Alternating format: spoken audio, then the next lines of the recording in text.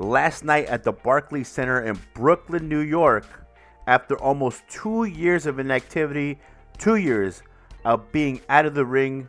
The now 30-year-old WBA Super World Welterweight Champion Keith one-time Thurman returned to the ring and faced heavy underdog 34-year-old Riverside, California's Josecito Lopez.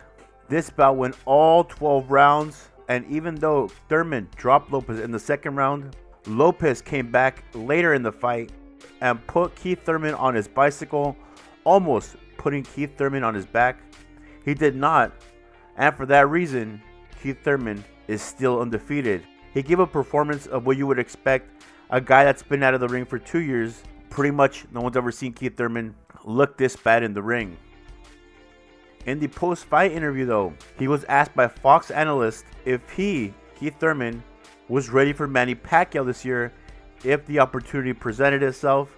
Keith Thurman went on to say that he would fight Manny Pacquiao in the Philippines. That's what this video is about. We'll see how they compare side by side starting now. Manny Pacquiao is 40 years of age.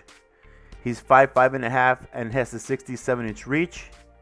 Pacquiao is a southpaw that has a professional record of 61 wins, 7 losses, and 2 draws. He holds the WBA World Welterweight Championship.